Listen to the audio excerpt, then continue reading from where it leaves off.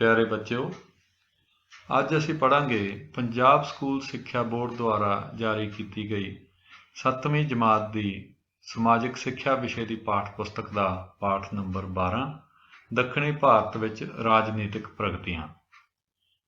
ਇਸ ਪਾਠ ਨੂੰ ਤਿਆਰ ਕੀਤਾ ਹੈ ਸੇਵਕ ਸਿੰਘ ਸਮਾਜਿਕ ਸਿੱਖਿਆ ਮਾਸਟਰ ਸਰਕਾਰੀ ਸੀਨੀਅਰ ਸੈਕੰਡਰੀ ਸਕੂਲ ਪੀਟੀਵਾਲਾ ਅਤੇ ਕੁਲਦੀਪ ਸਿੰਘ ਅੰਗਰੇਜ਼ੀ ਮਾਸਟਰ ਸਰਕਾਰੀ ਹਾਈ ਸਕੂਲ ਪੰਜਾਬਾ ਨੇ ਅਤੇ ਪੇਸ਼ ਕਰ ਰਹੇ ਹਨ ਗੁਰਮੇਲ ਸਿੰਘ ਸਾਗੂ ਸਮਾਜਿਕ ਸਿੱਖਿਆ ਮਾਸਟਰ ਸਰਕਾਰੀ ਸੀਨੀਅਰ ਸੈਕੰਡਰੀ ਸਕੂਲ ਭੁੱਲਰ ਜ਼ਿਲ੍ਹਾ ਸ਼੍ਰੀ ਮੁਕਤਸਰ ਸਾਹਿਬ ਤੋਂ।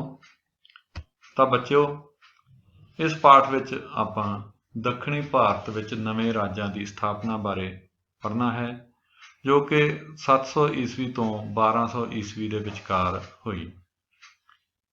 ਮੱਧਕਾਲੀਨ ਕਾਲ ਦੌਰਾਨ ਉੱਤਰੀ ਭਾਰਤ ਵਾਂਗ ਦੱਖਣੀ ਭਾਰਤ ਵਿੱਚ ਵੀ ਬਹੁਤ ਸਾਰੇ ਰਾਜਪੂਤ ਰਾਜ ਸਥਾਪਿਤ ਹੋਏ ਸਨ, ਪਰੰਤੂ ਉਹਨਾਂ ਵਿੱਚੋਂ ਬਹੁਤ ਸ਼ਕਤੀਸ਼ਾਲੀ ਰਾਜ 3 ਪ੍ਰਸਿੱਧ ਹਨ, ਜਿਨ੍ਹਾਂ ਦੇ ਨਾਮ ਤੁਹਾਡੀ ਸਕਰੀਨ ਦੇ ਉੱਤੇ ਸਾਹਮਣੇ ਲਿਖੇ ਹੋਏ ਹਨ: ਪੱਲਵ, ਪਾਂਡਿਆ ਅਤੇ ਚੋਲ। ਇਹ ਰਾਜ ਚਾਹੇ ਬਹੁਤ ਸ਼ਕਤੀਸ਼ਾਲੀ ਸਨ, ਪਰ ਇਹ ਤਿੰਨੋਂ ਹੀ ਆਪਣੀ ਆਪਣੀ ਪ੍ਰਭੂ ਸੱਤਾ ਲਈ ਆਪਸ ਵਿੱਚ ਹਮੇਸ਼ਾ ਲੜਦੇ ਰਹਿੰਦੇ ਸਨ ਤੇ ਇਹੀ ਸੰਘਰਸ਼ ਹੌਲੀ ਹੌਲੀ ਇਹਨਾਂ ਤਿੰਨਾਂ ਦੇ ਪਤਨ ਦਾ ਕਾਰਨ ਬਣਿਆ। ਇਹਨਾਂ ਤਿੰਨਾਂ ਵਿੱਚੋਂ ਅਸੀਂ ਸ਼ੁਰੂਆਤ ਕਰਦੇ ਹਾਂ ਪੱਲਵ ਸ਼ਾਸਕਾਂ ਤੋਂ। ਪੱਲਵ ਸ਼ਾਸਨ 5ਵੀਂ ਅਤੇ 6ਵੀਂ ਸਦੀ ਦੇ ਦੌਰਾਨ ਵਿਕਸਿਤ ਹੋਇਆ, ਜਦੋਂ ਇਸ ਖੇਤਰ ਵਿੱਚ ਸਤਵਾਹਨਾਂ ਦਾ ਰਾਜ ਖਤਮ ਹੋ ਰਿਹਾ ਸੀ। ਸਤਵਾਹਨਾਂ ਦੇ ਪੂਰੀ ਤਰ੍ਹਾਂ ਖਤਮ ਹੋ ਜਾਣ ਤੋਂ ਬਾਅਦ ਪੱਲਵ ਸ਼ਕਤੀਸ਼ਾਲੀ ਸ਼ਾਸਕ ਬਣ ਗਏ ਸਨ। ਪੱਲਵ ਵੰਸ਼ ਦੇ 2 ਪ੍ਰਮੁੱਖ ਸ਼ਾਸਕ ਮਹਿੰਦਰ ਵਰਮਨ ਪਹਿਲਾ ਅਤੇ ਨਰਸਿੰਘ ਵਰਮਨ ਪਹਿਲਾ ਹੋਏ ਹਨ। ਇਹਨਾਂ ਨੇ ਚੋਲ, ਚੇਰ ਅਤੇ ਪਾਂਡਿਆ ਸ਼ਾਸਕਾਂ ਨੂੰ ਕਈ ਥਾਵਾਂ ਤੇ ਹਰਾ ਕੇ ਆਪਣੇ ਰਾਜ ਦਾ ਵਿਸਥਾਰ ਕੀਤਾ। ਪੱਲਵਾਂ ਨੇ ਕਾਂਚੀ ਨੂੰ ਆਪਣੀ ਰਾਜਧਾਨੀ ਬਣਾਇਆ ਸੀ। ਪੱਲਵ ਸ਼ਾਸਕਾਂ ਨੇ ਆਪਣੇ ਰਾਜ ਦੇ ਵਿਸਥਾਰ ਦੇ ਨਾਲ ਨਾਲ ਕਲਾ ਅਤੇ ਭਵਨ ਉਸਾਰੀ ਕਲਾ ਨੂੰ ਵੀ ਸਰਪ੍ਰਸਤੀ ਦਿੱਤੀ।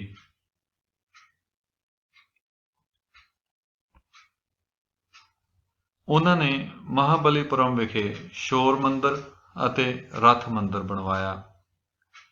ਪੱਲਵਾਂ ਨੇ ਕਾਂਚੀਪੁਰਮ ਵਿਖੇ ਕੈਲਾਸ਼ਨਾਥ ਮੰਦਰ ਵੀ ਬਣਾਇਆ। ਪੱਲਵਾਂ ਦੇ ਰਾਜਕਾਲ ਦੌਰਾਨ ਇਹ ਸਾਰੀਆਂ ਪ੍ਰਗਤੀਆਂ ਜਿੱਥੇ ਹੋ ਰਹੀਆਂ ਸੀ, ਉੱਥੇ ਨਾਲ ਹੀ ਚੋਲ ਸ਼ਾਸਕਾਂ ਨਾਲ ਇਹਨਾਂ ਦਾ ਸੰਘਰਸ਼ ਵੀ ਆਪਣੀ ਚਰਮ ਸੀਮਾ ਤੇ ਪਹੁੰਚ ਰਿਹਾ ਸੀ ਅਤੇ 9ਵੀਂ ਸਦੀ ਆਉਂਦੇ ਆਉਂਦੇ ਚੋਲ ਸ਼ਾਸਕਾਂ ਨੇ ਪੱਲਵਾਂ ਨੂੰ ਬੁਰੀ ਤਰ੍ਹਾਂ ਹਰਾ ਦਿੱਤਾ ਅਤੇ ਪੱਲਵ ਵੰਸ਼ ਦਾ ਪਤਨ ਹੋ ਗਿਆ। ਤਾਂ ਇਹ ਸੀ ਬੱਚਿਓ ਪੱਲਵ ਵੰਸ਼। ਹੁਣ ਆਪਾਂ ਇਹ ਟੈਸਟ ਕਰਦੇ ਹਾਂ ਕਿ ਤੁਸੀਂ ਪੱਲਵ ਵੰਸ਼ ਬਾਰੇ ਕਿੰਨਾ ਕੁਝ ਯਾਦ ਰੱਖਿਆ ਹੈ। ਤਾਂ ਖਾਲੀ ਥਾਵਾਂ ਭਰੋ ਦੀ ਇਹ ਐਕਸਰਸਾਈਜ਼ ਆਪਾਂ ਹੱਲ ਕਰਾਂਗੇ। ਸਭ ਤੋਂ ਪਹਿਲਾ ਵਾਕ ਹੈ, ਦੱਖਣੀ ਭਾਰਤ ਵਿੱਚ 3 ਸ਼ਕਤੀਸ਼ਾਲੀ ਰਾਜਪੂਤ ਰਾਜ ਡੈਸ਼ ਡੈਸ਼ ਅਤੇ ਡੈਸ਼ ਸਨ। ਆਪਾਂ ਸ਼ੁਰੂ ਦੇ ਵਿੱਚ ਗੱਲ ਕੀਤੀ ਸੀ ਪੱਲਵ, ਪਾਂਡਿਆ ਅਤੇ ਚੋਲ। ਇਹਨੂੰ ਚੌਲ ਨਹੀਂ ਕਹਿਣਾ, ਚੋਲ। ਨੰਬਰ 2, ਪੱਲਵਾਂ ਦੀ ਰਾਜਧਾਨੀ ਦਾ ਨਾਮ ਡੈਸ਼ ਸੀ, ਕਾਂਚੀ। ਪੱਲਵਾਂ ਦੇ ਪ੍ਰਸਿੱਧ ਸ਼ਾਸਕ ਡੈਸ਼ ਵਰਮਨ ਪਹਿਲਾ ਅਤੇ ਡੈਸ਼ ਵਰਮਨ ਪਹਿਲਾ ਸਨ। ਮਹਿੰਦਰ ਵਰਮਨ ਪਹਿਲਾ ਅਤੇ ਨਰਸਿੰਘ ਵਰਮਨ ਪਹਿਲਾ ਸਨ। ਪੱਲਵਾਂ ਨੇ ਡੈਸ਼ ਡੈਸ਼ ਅਤੇ ਡੈਸ਼ ਰਾਜਿਆਂ ਨੂੰ ਹਰਾਇਆ: ਚੋਲ, ਚੇਰ ਅਤੇ ਪਾਂਡਿਆ। ਨੰਬਰ 5, ਪੱਲਵਾਂ ਨੇ ਮਹਾਬਲੀਪੁਰਮ ਵਿਖੇ ਡੈਸ਼ ਅਤੇ ਡੈਸ਼ ਮੰਦਰ ਬਣਵਾਏ: ਸ਼ੋਰ ਮੰਦਰ ਅਤੇ ਰਥ ਮੰਦਰ ਬਣਵਾਏ।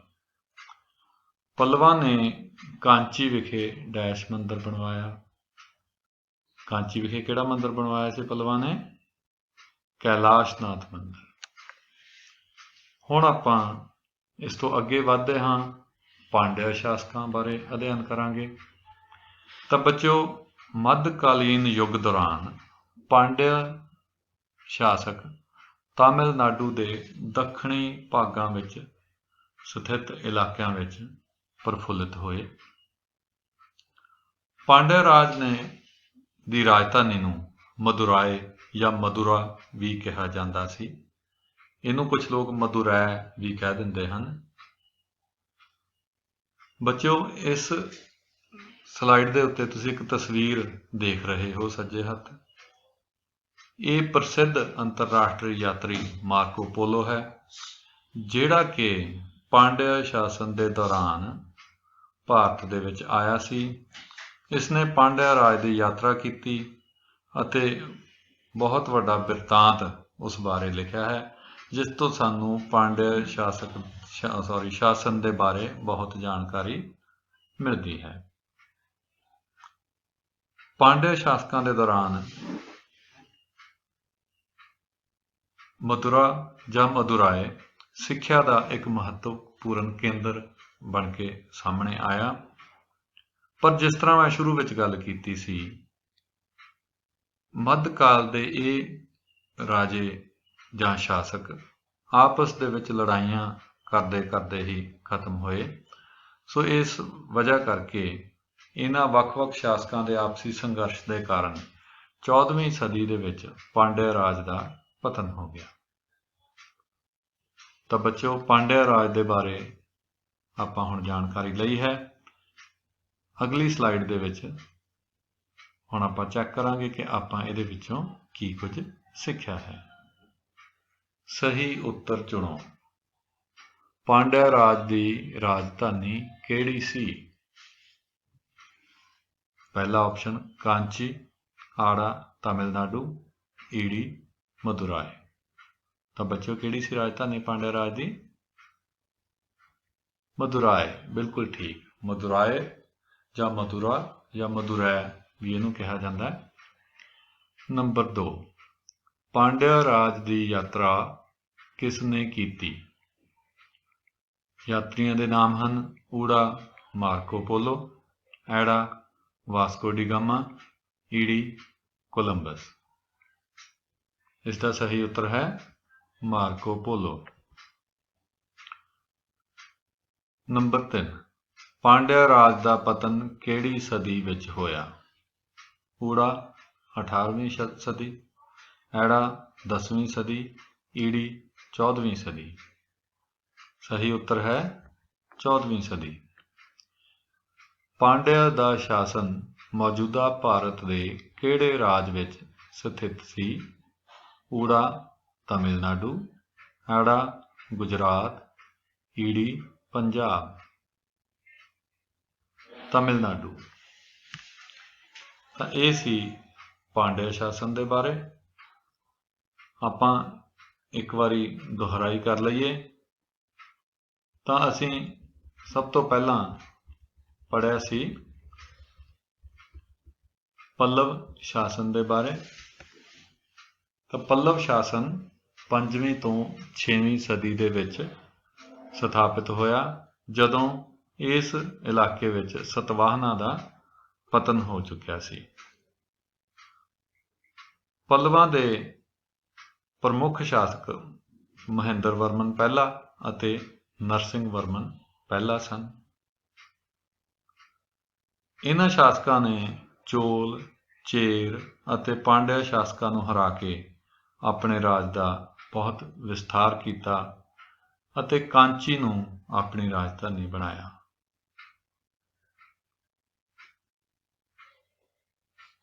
ਪੱਲਵਾਂ ਨੇ ਕਲਾ, ਖਾਸ ਕਰਕੇ ਭਵਨ ਉਸਾਰੀ ਕਲਾ ਨੂੰ ਉਤਸ਼ਾਹਿਤ ਕਰਨ ਲਈ ਬਹੁਤ ਯਤਨ ਕੀਤੇ। ਇਹਨਾਂ ਦੀ ਭਵਨ ਉਸਾਰੀ ਕਲਾ ਦੇ ਨਮੂਨੇ ਤੁਹਾਡੀ ਸਕਰੀਨ ਦੇ ਵਿੱਚ ਤੁਹਾਡੇ ਸਾਹਮਣੇ ਹਨ। ਸ਼ੋਰ ਮੰਦਰ, ਰਥ ਮੰਦਰ, ਇਹ ਦੋਨੋਂ ਮੰਦਰ ਮਹਾਬਲੀਪੁਰਮ ਵਿਖੇ ਬਣਾਏ ਸੀ ਉਹਨਾਂ ਨੇ। ਔਰ ਆਪਣੀ ਰਾਜਧਾਨੀ ਕਾਂਚੀ ਦੇ ਵਿੱਚ ਜਿਹੜਾ ਮੰਦਰ ਬਣਾਇਆ ਸੀ ਉਹ ਹੇਠਾਂ ਦਿਖਾਈ ਦੇ ਰਿਹਾ ਹੈ। कैलाशनाथ मंदिर। तो ये पल्लवां दे बारे जानकारी, ये खाली थावां आपां कीतियां सी। फटाफट फेर पढ़ लैंदे आपां। दक्षिणी भारत विच 3 शक्तिशाली राजपूत राज पल्लव, पांड्या अते चोल सन। पल्लवां दी राजधानी दा नाम कांची सी। पल्लवां दे प्रसिद्ध शासक महेंद्र वर्मन पहला अते नरसिंह वर्मन पहला सन। पल्लवां ने चोल, चेर अते पांड्या राजा नूं हराया। पल्लवां ने महाबलीपुरम विखे शोर अते रथ मंदिर बनवाए। पल्लवां ने कांची विखे कैलाशनाथ मंदिर बनवाया। पांड्या शासक। पांड्या शासक मध्यकालीन युग दौरान तमिलनाडु के दक्षिणी भागां विच राज करते सन। इन्हां दी राजधानी मदुराई या मथुरा सी, जो कि सिक्ख्या का एक महत्वपूर्ण केंद्र सी। पांड्या शासकों के दौरान ही मार्को पोलो ने भारत की यात्रा की, जिस दे दौरान वो पांड्या शासन दे विच भी गया ते इस दे बारे उन्हें एक बिरतांत भी लिखा। 14वीं सदी विच पांड्या शासकों का पतन हो गया। एक्सरसाइज एक बारी फिर तो। पांड्या राज की राजधानी किहड़ी सी? मदुराई। पांड्या राज की यात्रा किसने की? मार्को पोलो ने। पांड्या राज का पतन किहड़ी सदी विच होया? 14वीं सदी विच। पांड्या का शासन मौजूदा भारत के किहड़े राज विच स्थित सी? तमिलनाडु। हुण असीं इस तो अगे जानकारी लवांगे चोल शासकों के बारे। तो बच्चों, मध्यकालीन युग विच दक्षिणी भारत विच चोल शासकों ने एक शक्तिशाली राज की स्थापना की। इस राज का पहला शासक विजयालय चोल सी। उसने पल्लवां कोलों तंजौर नूं जित लिया अते उसनूं अपनी राजधानी बनाया। प्रांतक पहला चोल राज का एक शक्तिशाली शासक सी। प्रांतक पहला उसने पांड्या शासकों नूं हरा के उन्हां दी राजधानी मदुरा ते कब्जा कर लिया। वो बाद विच 949 ईस्वी की तकोलम की लड़ाई विच राष्ट्रकूट शासक कृष्ण तीजे तो हार गया।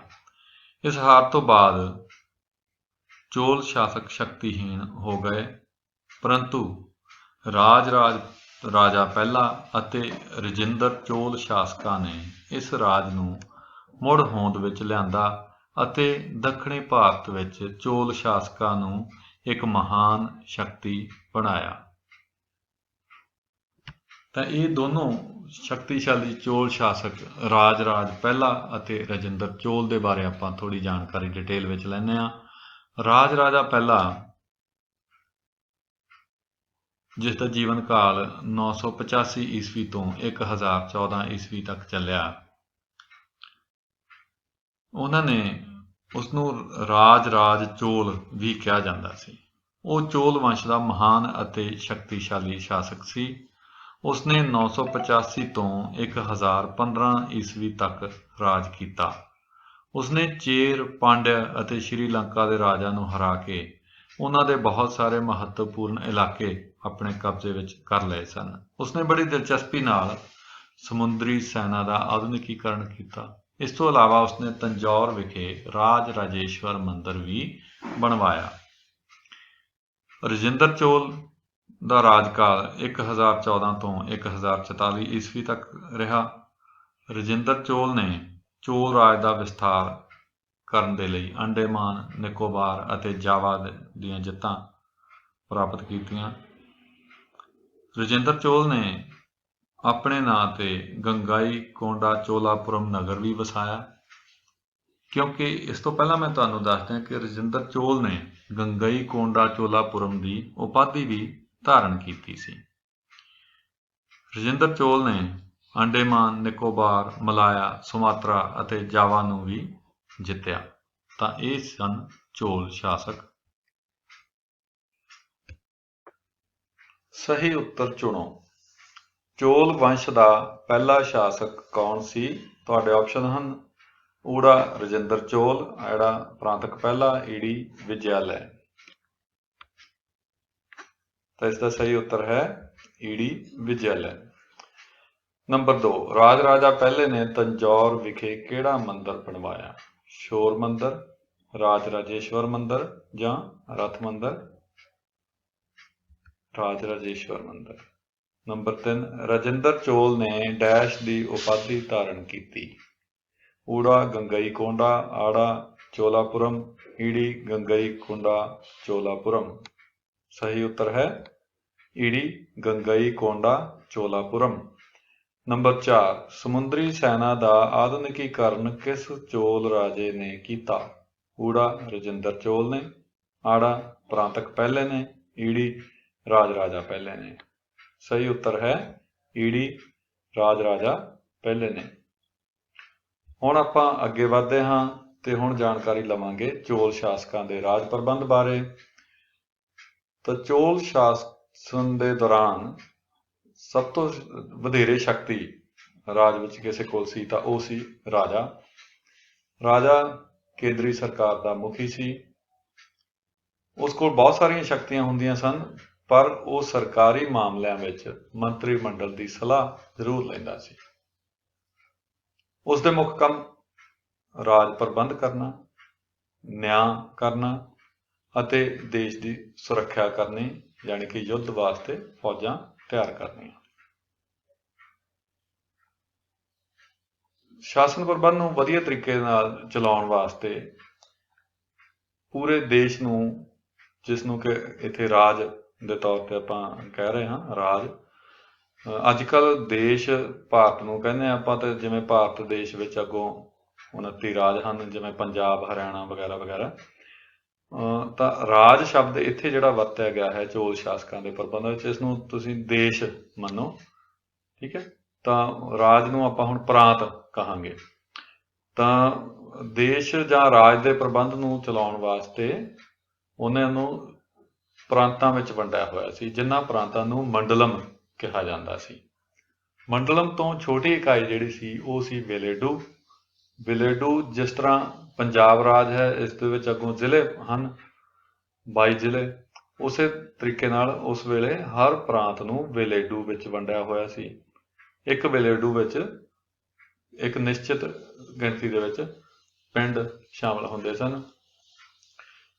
ਪਿੰਡ ਉਸ ਵੇਲੇ ਚੋਲ ਰਾਜ ਪ੍ਰਬੰਧ ਦੀ ਸਭ ਤੋਂ ਛੋਟੀ ਇਕਾਈ ਸੀ ਅਤੇ ਪਿੰਡ ਨੂੰ ਉਸ ਜਗ੍ਹਾ ਤੇ ਨਾਡੂ ਕਿਹਾ ਜਾਂਦਾ ਸੀ। ਜਿਵੇਂ ਪੰਜਾਬੀ ਵਿੱਚ ਪਿੰਡ, ਹਿੰਦੀ ਵਿੱਚ ਗਾਂਵ, ਇੰਗਲਿਸ਼ ਵਿੱਚ ਵਿਲੇਜ ਕਹਿੰਦੇ ਆਪਾਂ, ਉਸ ਵੇਲੇ ਉੱਥੋਂ ਦੀ ਭਾਸ਼ਾ ਵਿੱਚ ਪਿੰਡ ਨੂੰ ਨਾਡੂ ਕਿਹਾ ਜਾਂਦਾ ਸੀ।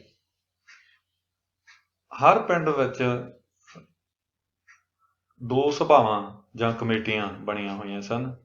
ਇੱਕ ਦਾ ਨਾਂ ਸੀ ਉਰ ਤੇ ਦੂਜੀ ਨੂੰ ਸਭਾ ਹੀ ਕਿਹਾ ਜਾਂਦਾ ਸੀ। ਉਰ ਦੇ ਵਿੱਚ ਸਾਰੇ ਪਿੰਡ ਦੇ ਲੋਕ ਸ਼ਾਮਲ ਹੁੰਦੇ ਸਨ, ਆਦਮੀ, ਔਰਤ, ਅਮੀਰ, ਗਰੀਬ, ਵੱਡੇ ਛੋਟੇ, ਸਭ ਸਾਰੇ ਲੋਕਾਂ ਦੀ ਸਭਾ ਜਿਹੜੀ ਹੁੰਦੀ ਸੀ ਉਹਨੂੰ ਉਰ ਕਿਹਾ ਜਾਂਦਾ ਸੀ। ਪਿੰਡ ਦੇ ਜਿਹੜੇ ਬਾਲਗ ਮਰਦ ਹੁੰਦੇ ਸੀ, ਸਿਰਫ ਉਹਨਾਂ ਦੀ ਇੱਕ ਵੱਖਰੀ ਕਮੇਟੀ ਹੁੰਦੀ ਸੀ ਜਿਸ ਨੂੰ ਸਭਾ ਦਾ ਨਾਂ ਦਿੱਤਾ ਜਾਂਦਾ ਸੀ। ਇਹਨਾਂ ਦੇ ਕੰਮ ਪਿੰਡ ਦੇ ਸਾਰੇ ਝਗੜਿਆਂ ਦਾ ਨਿਪਟਾਰਾ ਕਰਨਾ, ਪਾਣੀ ਦੀ ਵੰਡ ਕਰਨਾ, ਟੈਕਸ ਇਕੱਠਾ ਕਰਨਾ, ਇਹ ਸਾਰੇ ਕੰਮ ਇਹਨਾਂ ਸਭਾਵਾਂ ਜਾਂ ਕਮੇਟੀਆਂ ਦੁਆਰਾ ਕੀਤੇ ਜਾਂਦੇ ਸਨ ਤੇ ਇਹਨਾਂ ਦੀ ਨਿਗਰਾਨੀ ਵਾਸਤੇ ਅਲੱਗ-ਅਲੱਗ ਛੋਟੀਆਂ ਕਮੇਟੀਆਂ ਬਣਾਈਆਂ ਜਾਂਦੀਆਂ ਸਨ।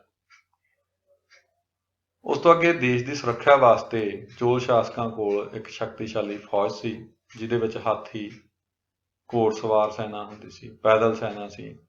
ਇਹਦੇ ਨਾਲ ਚੋਲ ਸ਼ਾਸਕਾਂ ਨੇ ਜਲ ਸੈਨਾ ਵੱਲ ਵੀ ਬਹੁਤ ਧਿਆਨ ਦਿੱਤਾ। ਉਹਨਾਂ ਕੋਲ ਇੱਕ ਸ਼ਕਤੀਸ਼ਾਲੀ ਜਲ ਸੈਨਾ ਵੀ ਸੀ।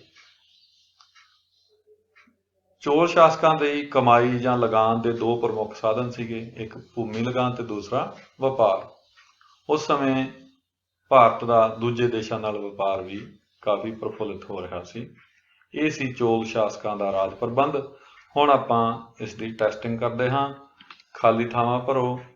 ਚੋਲ ਸ਼ਾਸਨ ਕਾਲ ਵਿੱਚ ਰਾਜਾ ਸਰਕਾਰੀ ਮਾਮਲਿਆਂ ਵਿੱਚ ਡੈਸ਼ ਦੀ ਸਲਾਹ ਲੈਂਦਾ ਸੀ? ਮੰਤਰੀ ਮੰਡਲ। ਅਗਲਾ ਹੈ ਚੋਲ ਸ਼ਾਸਨ ਸਮੇਂ ਪ੍ਰਾਂਤ ਨੂੰ ਡੈਸ਼ ਕਿਹਾ ਜਾਂਦਾ ਸੀ। ਪ੍ਰਾਂਤ ਨੂੰ ਮੰਡਲਮ ਕਿਹਾ ਜਾਂਦਾ ਸੀ। ਹਰ ਪ੍ਰਾਂਤ ਨੂੰ ਅੱਗੋਂ ਡੈਸ਼ ਵਿੱਚ ਵੰਡਿਆ ਗਿਆ ਸੀ, ਵੇਲੇਡੂ ਵਿੱਚ ਵੰਡਿਆ ਗਿਆ ਸੀ। ਚੋਲ ਰਾਜ ਪ੍ਰਬੰਧ ਦੀ ਸਭ ਤੋਂ ਛੋਟੀ ਇਕਾਈ ਪਿੰਡ ਜਾਂ ਨਾਡੂ ਸੀ। ਸਾਰੇ ਹੀ ਆਮ ਪੇਂਡੂ ਲੋਕਾਂ ਦੇ ਇਕੱਠ ਨੂੰ ਉਰ ਕਿਹਾ ਜਾਂਦਾ ਸੀ। ਡੈਸ਼ ਵਿੱਚ ਸਿਰਫ ਬਾਲਗ ਮਰਦ ਸ਼ਾਮਲ ਹੁੰਦੇ ਸਨ। ਸਭਾ ਚੋਲ ਸ਼ਾਸਕਾਂ ਦੀ ਸੈਨਾ ਵਿੱਚ ਜ਼ਮੀਨੀ ਫੌਜ, ਯਾਨੀ ਕਿ ਜਿਹੜੀ ਫੌਜ ਜ਼ਮੀਨ ਤੇ ਲੜਦੀ ਹੈ, ਜਿਵੇਂ ਹਾਥੀ, ਘੋੜੇ, ਪੈਦਲ ਫੌਜ, ਉਸ ਦੇ ਨਾਲ ਨਾਲ ਸ਼ਕਤੀਸ਼ਾਲੀ ਡੈਸ਼ ਸੈਨਾ ਵੀ ਸੀ, ਜਲ ਸੈਨਾ। ਹੁਣ ਅਸੀਂ ਅੱਗੇ ਵਧਦੇ ਹਾਂ, ਉਸ ਸਮੇਂ ਦੇ ਸਮਾਜ ਦੀ ਬਣਤਰ ਬਾਰੇ ਜਾਣਕਾਰੀ ਲਵਾਂਗੇ। ਤਾਂ ਜਿਵੇਂ ਅੱਜ ਸਾਡੇ ਸਮਾਜ ਦੇ ਵਿੱਚ ਵੱਖ-ਵੱਖ ਜਾਤਾਂ ਹਨ, ਲੋਕ ਅਮੀਰ ਗਰੀਬ ਜਾਂ ਕਈ ਵਰਗਾਂ ਦੇ ਲੋਕ ਰਹਿੰਦੇ ਹਨ, ਉਸੇ ਤਰੀਕੇ ਨਾਲ ਉਸ ਸਮੇਂ ਵੀ ਅਲੱਗ-ਅਲੱਗ ਵਰਗਾਂ ਦੇ ਲੋਕ ਸਮਾਜ ਵਿੱਚ ਰਹਿੰਦੇ ਸਨ। ਇਹਨਾਂ ਵਿੱਚੋਂ ਕੁਲੀਨ ਲੋਕ, ਕੁਲੀਨ ਯਾਨੀ ਕਿ ਜਿਹੜੇ ਉੱਚੇ ਅਹੁਦਿਆਂ ਤੇ ਲੋਕ ਹੁੰਦੇ ਸਨ, ਅਮੀਰ, ਬ੍ਰਾਹਮਣ ਅਤੇ ਵਪਾਰੀ ਵਰਗ ਦਾ ਸਮਾਜ ਦੇ ਵਿੱਚ ਬਹੁਤ ਸਤਿਕਾਰ ਕੀਤਾ ਜਾਂਦਾ ਸੀ। ਉਸ ਵੇਲੇ ਦੇ ਸ਼ਿਲਪਕਾਰ ਵੀ ਬਹੁਤ ਖੁਸ਼ਹਾਲ ਜੀਵਨ ਜਿਉਂਦੇ ਸਨ, ਉਹਨਾਂ ਨੂੰ ਵੀ ਅੱਛੀ ਖਾਸੀ ਆਮਦਨ ਹੁੰਦੀ ਸੀ। ਇਸ ਸਮਾਜ ਦੇ ਵਿੱਚ ਇਸਤਰੀਆਂ ਦਾ ਵੀ ਬਹੁਤ ਸਤਿਕਾਰ ਕੀਤਾ ਜਾਂਦਾ ਸੀ। ਇਸਤਰੀਆਂ ਨੂੰ ਉੱਚ ਸਿੱਖਿਆ ਵੀ ਦਿਵਾਈ ਜਾਂਦੀ ਸੀ। ਇਸ ਸਮਾਜ ਦਾ ਸਭ ਤੋਂ ਨਿਚਲਾ ਵਰਗ, ਸਭ ਤੋਂ ਹੇਠਲਾ ਵਰਗ ਸੀ ਜਿਹੜਾ, ਜਿਹਨੂੰ ਆਪਾਂ ਕਾਮੇ ਕਹਿ ਸਕਦੇ ਹਾਂ, ਕਿਸਾਨ ਤੇ ਮਜ਼ਦੂਰ। ਇਹ ਜਿਹੜਾ ਕਾਮਾ ਵਰਗ ਸੀ, ਇਹ ਬਹੁਤ ਗਰੀਬ ਹੁੰਦੇ ਸਨ ਤੇ ਬਹੁਤ ਹੀ ਔਖਾ ਜੀਵਨ ਬਤੀਤ ਕਰਦੇ ਸਨ। ਤਾਂ ਬੱਚਿਓ, ਇਹ ਹੈ ਚੋਲ ਕਾਲ ਦੇ ਸਮਾਜ ਦੀ ਬਣਤਰ। ਹੁਣ ਆਪਾਂ ਇਸ ਦੀ ਟੈਸਟਿੰਗ ਕਰ ਲਈਏ। ਸਹੀ ਗਲਤ ਦੱਸੋ। ਚੋਲ ਸਮਾਜ ਵਿੱਚ ਕੁਲੀਨ ਵਰਗ, ਬ੍ਰਾਹਮਣ ਅਤੇ ਵਪਾਰੀਆਂ ਦਾ ਬਹੁਤ ਸਤਿਕਾਰ ਕੀਤਾ ਜਾਂਦਾ ਸੀ। ਸਹੀ ਹੈ ਜਾਂ ਗਲਤ ਹੈ? ਸਹੀ। ਚੋਲ ਸ਼ਾਸਨ ਦੌਰਾਨ ਸ਼ਿਲਪਕਾਰ ਬਹੁਤ ਗਰੀਬ ਸਨ। ਗਲਤ, ਕਿਉਂਕਿ ਸ਼ਿਲਪਕਾਰ ਬਹੁਤ ਖੁਸ਼ਹਾਲ ਸਨ ਉਸ ਵੇਲੇ। ਚੋਲ ਸ਼ਾਸਨ ਦੌਰਾਨ ਕਿਸਾਨ ਅਤੇ ਮਜ਼ਦੂਰ ਬਹੁਤ ਗਰੀਬ ਹੁੰਦੇ ਸਨ। ਸਹੀ ਉੱਤਰ। ਚੋਲ ਸ਼ਾਸਨ ਵਿੱਚ ਸਮਾਜ ਦੇ ਵੱਖ-ਵੱਖ ਵਰਗ ਸਾਂਝੇ ਕੰਮਾਂ ਲਈ ਇੱਕ ਦੂਜੇ ਨੂੰ ਸਹਿਯੋਗ ਨਹੀਂ ਦਿੰਦੇ ਸਨ। ਗਲਤ। ਸਮਾਜ ਦੇ ਵੱਖ-ਵੱਖ ਵਰਗ ਸਾਂਝੇ ਕੰਮਾਂ ਲਈ ਇੱਕ ਦੂਜੇ ਨੂੰ ਸਹਿਯੋਗ ਦਿੰਦੇ ਸਨ, ਜਿਵੇਂ ਅੱਜ ਵੀ ਦਿੰਦੇ ਨੇ। ਹੁਣ ਆਪਾਂ ਇਸ ਤੋਂ ਅੱਗੇ ਵਧਾਂਗੇ। ਚੋਲ ਕਾਲ ਦੇ ਵਿੱਚ ਧਰਮ ਦੀ ਗੱਲ ਕਰਾਂਗੇ ਹੁਣ ਆਪਾਂ, ਕਿ ਉਸ ਵੇਲੇ ਚੋਲ ਕਾਲ ਦੇ ਵਿੱਚ ਜਦੋਂ ਚੋਲ ਸ਼ਾਸਨ ਸੀ ਤਾਂ ਜਿਹੜੇ ਧਰਮ ਪ੍ਰਚਲਿਤ ਸਨ ਉਸ ਵੇਲੇ, ਤਾਂ ਜ਼ਿਆਦਾਤਰ ਆਬਾਦੀ ਸਾਡੇ ਭਾਰਤ ਦੇ ਸਾਰੇ ਹੀ ਰਾਜ, ਉੱਤਰੀ ਭਾਰਤ ਵਾਂਗੂ ਦੱਖਣੀ ਭਾਰਤ ਦੇ ਰਾਜਾਂ ਦੇ ਵਿੱਚ ਵੀ ਜ਼ਿਆਦਾ ਲੋਕਾਂ ਦਾ ਜਿਹੜਾ ਧਰਮ ਸੀ ਉਹ ਸੀ ਹਿੰਦੂ ਧਰਮ। ਤੇ ਲੋਕ ਹਿੰਦੂ ਦੇਵੀ ਦੇਵਤਿਆਂ ਜਿਵੇਂ ਵਿਸ਼ਨੂੰ, ਸ਼ਿਵ ਅਤੇ ਹੋਰ ਦੇਵਤਿਆਂ ਦੀ ਪੂਜਾ ਕਰਦੇ ਸਨ। ਇਸ ਦੇ ਨਾਲ ਨਾਲ ਬੁੱਧ ਧਰਮ ਤੇ ਜੈਨ ਧਰਮ ਵੀ ਹੋਂਦ ਵਿੱਚ ਆ ਚੁੱਕੇ ਸਨ। ਇਹਨਾਂ ਦੋਹਾਂ ਧਰਮਾਂ ਦੇ ਕੁਝ ਅਨੁਯਾਈ ਵੀ ਉੱਥੇ ਸਨ। ਇਸ ਸਮੇਂ ਦੌਰਾਨ ਬਹੁਤ ਸਾਰੀਆਂ ਧਾਰਮਿਕ ਲਹਿਰਾਂ ਦਾ ਵੀ ਜਨਮ ਹੋਇਆ, ਜਿਸ ਤਰ੍ਹਾਂ ਅਦਵੈਤ ਮਤ ਹੈ, ਜਿਸ ਦਾ ਪ੍ਰਚਾਰ ਸ਼ੰਕਰਾਚਾਰਿਆ ਨੇ ਕੀਤਾ ਸੀ। ਇਸੇ ਤਰੀਕੇ ਨਾਲ ਲਿੰਗਾਇਤ ਮਤ ਹੈ, ਜਿਸ ਦੀ ਸ਼ੁਰੂਆਤ ਬਾਸਵ ਨੇ ਕੀਤੀ ਸੀ। ਭਗਤੀ ਲਹਿਰ ਵੀ ਨਾਲ ਨਾਲ ਚੱਲ ਰਹੀ ਸੀ। ਰਾਮਾਨੁਜ ਅਤੇ ਮਾਧਵ ਉਸ ਵੇਲੇ ਭਗਤੀ ਲਹਿਰ ਦੇ ਮਹਾਨ ਪ੍ਰਚਾਰਕ ਸਨ, ਜਿਨ੍ਹਾਂ ਨੇ ਈਸ਼ਵਰ ਦੀ ਭਗਤੀ ਤੇ ਜ਼ੋਰ ਦਿੱਤਾ। ਇਹਨਾਂ ਨੇ ਲੋਕਾਂ ਨੂੰ ਸਿੱਖਿਆ ਦਿੱਤੀ ਕਿ ਮੁਕਤੀ ਪ੍ਰਾਪਤ ਕਰਨ ਦਾ ਇੱਕੋ ਇੱਕ ਸਾਧਨ ਈਸ਼ਵਰ ਨੂੰ ਸਾਫ਼ ਦਿਲ ਨਾਲ ਪ੍ਰੇਮ ਕਰਨਾ ਹੈ। ਉਹ ਜਾਤੀ ਅਤੇ ਵਰਗ ਦੇ ਵਿਰੁੱਧ ਸਨ ਤੇ ਲੋਕ ਉਹਨਾਂ ਦੀਆਂ ਸਿੱਖਿਆਵਾਂ ਤੋਂ ਬਹੁਤ ਪ੍ਰਭਾਵਿਤ ਹੋਏ। ਇਹ ਸੀ ਚੋਲ ਕਾਲ ਵਿੱਚ ਧਰਮ। ਹੁਣ ਇਸ ਦੇ ਬਾਰੇ ਟੈਸਟਿੰਗ ਕਰ ਲਈਏ। ਸਹੀ ਜਾਂ ਗਲਤ ਦੱਸੋ। ਚੋਲ ਰਾਜ ਸਮੇਂ ਬੁੱਧ ਧਰਮ ਸਭ ਤੋਂ ਵੱਧ ਪ੍ਰਸਿੱਧ ਸੀ। ਗਲਤ, ਕਿਉਂਕਿ ਹਿੰਦੂ ਧਰਮ ਸਭ ਤੋਂ ਵੱਧ ਪ੍ਰਸਿੱਧ ਸੀ। ਨੰਬਰ 2, ਚੋਲ ਰਾਜ ਸਮੇਂ ਜ਼ਿਆਦਾਤਰ ਲੋਕ ਵਿਸ਼ਨੂੰ ਅਤੇ ਸ਼ਿਵ ਆਦਿ ਦੇਵਤਿਆਂ ਦੀ ਪੂਜਾ ਕਰਦੇ ਸਨ। ਸਹੀ। ਨੰਬਰ 3, ਸ਼ੰਕਰਾਚਾਰਿਆ ਨੇ ਲਿੰਗਾਇਤ ਮਤ ਦੀ ਸ਼ੁਰੂਆਤ ਕੀਤੀ। ਗਲਤ। ਨੰਬਰ 4, ਰਾਮਾਨੁਜ ਅਤੇ ਮਾਧਵ ਭਗਤੀ ਲਹਿਰ ਦੇ ਮਹਾਨ ਪ੍ਰਚਾਰਕ ਸਨ। ਸਹੀ। ਨੰਬਰ 5, ਵਾਸਵ ਨੇ ਅਦਵੈਤ ਮਤ ਦਾ ਪ੍ਰਚਾਰ ਨਹੀਂ ਕੀਤਾ। ਸਹੀ। ਵਾਸਵ ਨੇ किस चीज का प्रचार किया सी जां शुरुआत की सी, वो सी लिंगायत मत। और शंकराचार्य ने अद्वैत मत का प्रचार किया सी। हुण आपां अगे वधदे हां सिक्ख्या अते ਸਾਹਿਤ। मध्यकाल विच चोल शासकां ने सिक्ख्या अते ਸਾਹਿਤ ਦੇ ਖੇਤਰ ਵਿੱਚ बहुत योगदान पाया।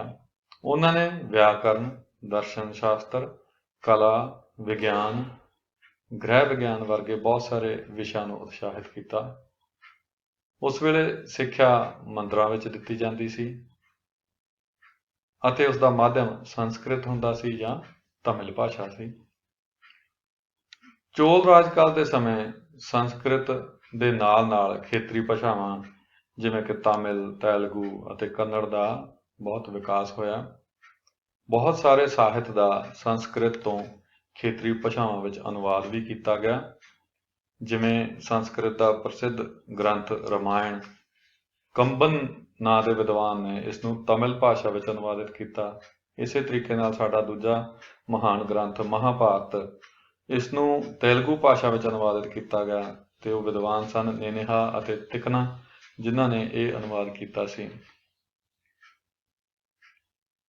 ਇਸ ਦੇ ਨਾਲ ਹੀ ਅੱਗੇ ਆਪਾਂ ਜਾਣਕਾਰੀ ਲੈਂਦੇ ਹਾਂ ਤਮਿਲਨਾਡੂ ਵਿੱਚ ਜ਼ਿਮੀਂਦਾਰਾ ਵਿਸਥਾਰ ਯਾਨੀ ਕਿ ਖੇਤੀਬਾੜੀ ਦੀ ਗੱਲ ਕਰਾਂਗੇ। ਹੁਣ ਆਪਾਂ ਚੋਲ ਸ਼ਾਸਕਾਂ ਨੇ ਤਮਿਲਨਾਡੂ ਵਿੱਚ ਖੇਤੀ ਦਾ ਵਿਕਾਸ ਕਰਨ ਵੱਲ ਖਾਸ ਧਿਆਨ ਦਿੱਤਾ।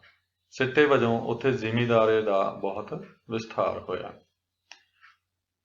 ਉਹਨਾਂ ਨੇ ਸਿੰਚਾਈ ਦੇ ਪ੍ਰਬੰਧਾਂ ਵੱਲ ਬਹੁਤ ਧਿਆਨ ਦਿੱਤਾ। ਸਿੰਚਾਈ ਵਾਸਤੇ ਸਾਰੇ ਦਰਿਆਵਾਂ ਦੀ ਵਰਤੋਂ ਕੀਤੀ ਜਾਂਦੀ ਸੀ, ਖਾਸ ਕਰਕੇ ਕਾਵੇਰੀ ਦਰਿਆ ਜਿਹੜਾ ਉਸ ਇਲਾਕੇ ਦਾ ਸਭ ਤੋਂ ਵੱਡਾ ਦਰਿਆ ਸੀ। ਜਿੱਥੇ ਕਿਤੇ ਦਰਿਆਵਾਂ ਦਾ ਪਾਣੀ ਲਿਜਾਣਾ ਸੰਭਵ ਨਹੀਂ ਸੀ, ਉੱਥੇ ਉਹਨਾਂ ਨੇ ਸਿੰਚਾਈ ਕਰਨ ਲਈ ਬਹੁਤ ਸਾਰੇ ਤਲਾਬ ਬਣਵਾਏ ਸਨ ਤੇ ਖੇਤਾਂ ਵਿੱਚ ਪਾਣੀ ਦੀ ਵੰਡ ਬਰਾਬਰ ਕਰਨ ਵਾਸਤੇ ਤਲਾਬ ਕਮੇਟੀਆਂ ਵੀ ਬਣਾਈਆਂ ਸਨ। ਚੋਲ ਸ਼ਾਸਕਾਂ ਦੁਆਰਾ ਰਾਜ ਵਿੱਚ ਭਾਰੀ ਵਰਖਾ ਹੋਣ ਜਾਂ ਸੋਕਾ ਪੈ ਜਾਣ ਕਾਰਨ ਤਬਾਹ ਹੋਈਆਂ ਫਸਲਾਂ ਤੇ ਭੂਮੀ ਲਗਾਨ ਨਹੀਂ ਲਿਆ ਜਾਂਦਾ ਸੀ। ਮੁਸ਼ਕਲ ਪੈਣ ਤੇ ਵਾਹੀਕਾਰਾਂ ਜਾਂ ਕਿਸਾਨਾਂ ਨੂੰ ਕਰਜ਼ੇ ਵੀ ਦਿੱਤੇ ਜਾਂਦੇ ਸਨ। ਇਸੇ ਤਰੀਕੇ ਨਾਲ ਖੇਤੀਬਾੜੀ ਦੇ ਵਿਕਾਸ ਲਈ ਵਧੇਰੇ ਜ਼ਮੀਨਾਂ ਉਪਲਬਧ ਕਰਾਉਣ ਵਾਸਤੇ ਚੋਲ ਸ਼ਾਸਕਾਂ ਨੇ ਘੁਮੱਕੜ ਕਬੀਲਿਆਂ ਦੀ ਮਦਦ ਲਈ, ਘੁਮੱਕੜ ਕਬੀਲੇ ਯਾਨੀ ਕਿ ਜਿਹੜੇ ਕਬੀਲੇ ਇੱਕ ਜਗ੍ਹਾ ਤੇ ਟਿਕ ਕੇ ਨਹੀਂ ਰਹਿੰਦੇ, ਘੁੰਮ ਫਿਰ ਕੇ ਆਪਣਾ ਜੀਵਨ ਬਿਤਾਉਂਦੇ ਹਨ, ਉਹਨਾਂ ਦੀ ਮਦਦ ਨਾਲ ਜੰਗਲ ਨੂੰ ਕੱਟ ਕੇ ਜ਼ਮੀਨਾਂ ਨੂੰ ਵਾਹੀਯੋਗ ਬਣਾਇਆ ਗਿਆ। ਤਾਂ ਇਹ ਸੀ ਸਿੱਖਿਆ ਅਤੇ ਸਾਹਿਤ ਅਤੇ ਜ਼ਿਮੀਂਦਾਰਾ ਵਿਸਥਾਰ। ਹੁਣ ਆਪਾਂ ਇਸ ਦੀ ਟੈਸਟਿੰਗ ਕਰ ਲਈਏ। ਪਹਿਲਾ ਹੈ ਹੱਲ ਕਰੋ। ਨੰਬਰ 1, ਚੋਲ ਰਾਜ ਵਿੱਚ ਕਿਹੜੀਆਂ ਭਾਸ਼ਾਵਾਂ ਦਾ ਵਿਕਾਸ ਹੋਇਆ? ਸੰਸਕ੍ਰਿਤ, ਤਮਿਲ, ਤੇਲਗੂ ਅਤੇ ਕੰਨੜ। ਨੰਬਰ 2, ਕਿਸੇ ਇੱਕ ਦਰਿਆ ਦਾ ਨਾਂ ਦੱਸੋ ਜਿਸ ਦੀ ਵਰਤੋਂ ਸਿੰਚਾਈ ਲਈ ਕੀਤੀ ਜਾਂਦੀ ਸੀ। ਵੈਸੇ ਤਾਂ ਸਾਰੇ ਦਰਿਆਵਾਂ ਦੀ ਵਰਤੋਂ ਕੀਤੀ ਜਾਂਦੀ ਸੀ, ਆਪਾਂ ਇੱਕ ਦਰਿਆ ਦਾ ਨਾਮ ਮੈਂ ਤੁਹਾਨੂੰ ਦੱਸਿਆ ਸੀ, ਉਹ ਕਿਹੜਾ ਦਰਿਆ ਸੀ? ਕਾਵੇਰੀ। ਕੰਬਨ ਨੇ ਰਾਮਾਇਣ ਦਾ ਕਿਸ ਭਾਸ਼ਾ ਵਿੱਚ ਅਨੁਵਾਦ ਕੀਤਾ? ਤਮਿਲ। ਨੇਨੇਹਾ ਅਤੇ ਤਿਕਨਾ ਤੇਲਗੂ ਵਿਦਵਾਨਾਂ ਨੇ ਸੰਸਕ੍ਰਿਤ ਦੇ ਕਿਸ ਗ੍ਰੰਥ ਦਾ ਤੇਲਗੂ ਭਾਸ਼ਾ ਵਿੱਚ ਅਨੁਵਾਦ ਕੀਤਾ? ਮਹਾਭਾਰਤ। ਤਾਂ ਇਹ ਸੀ ਚੋਲ ਸ਼ਾਸਨ ਦੇ ਬਾਰੇ ਵਿਸ਼ੇਸ਼ ਅਧਿਐਨ, ਜਿਹਦੇ ਵਿੱਚ ਆਪਾਂ ਚੋਲ ਸ਼ਾਸਕਾਂ, ਪਹਿਲਾਂ ਤਾਂ ਪ੍ਰਸਿੱਧ ਚੋਲ ਸ਼ਾਸਕਾਂ ਜਿਵੇਂ ਰਾਜਾ ਪਹਿਲਾ ਰਾਜਿੰਦਰ ਚੋਲ, ਉਹਨਾਂ ਦੇ ਬਾਰੇ ਜਾਣਕਾਰੀ ਲਈ। ਉਸ ਤੋਂ ਬਾਅਦ ਆਪਾਂ ਚੋਲ ਸ਼ਾਸਨ ਕਾਲ ਦੇ ਦੌਰਾਨ ਰਾਜ ਪ੍ਰਬੰਧ ਦੀ ਜਾਣਕਾਰੀ ਲਈ ਕਿ ਰਾਜ ਨੂੰ ਮੰਡਲਮ ਦੇ ਨਾਂ ਦੇ ਪ੍ਰਾਂਤਾਂ ਵਿੱਚ ਵੰਡਿਆ ਗਿਆ ਸੀ, ਮੰਡਲਮ ਦੇ ਵਿੱਚ ਵੰਡਿਆ ਗਿਆ ਸੀ। ਮੰਡਲਮ ਨੂੰ ਅੱਗੋਂ ਵਿਲੇਡੂ ਵਿੱਚ ਵੰਡਿਆ ਹੋਇਆ ਸੀ ਤੇ ਵਿਲੇਡੂ ਤੋਂ ਅੱਗੋਂ ਪਿੰਡ ਜਾਂ ਨਾਡੂ ਹੁੰਦੇ ਸਨ। ਇਸੇ ਤਰੀਕੇ ਨਾਲ ਆਪਾਂ ਸਮਾਜ ਦੇ ਵੱਖ-ਵੱਖ ਵਰਗਾਂ ਦੀ ਜਾਣਕਾਰੀ ਲਈ ਹੈ। ਧਰਮ ਦੇ ਬਾਰੇ ਵੀ ਆਪਾਂ ਗੱਲ ਕੀਤੀ ਹੈ। ਸਿੱਖਿਆ ਅਤੇ ਜ਼ਿਮੀਂਦਾਰਾ ਵਿਸਥਾਰ ਦੀ ਗੱਲ ਹੋਈ ਹੈ। ਇਸ ਦੇ ਨਾਲ ਹੀ ਇਹ ਪਾਠ ਖਤਮ ਹੁੰਦਾ ਹੈ।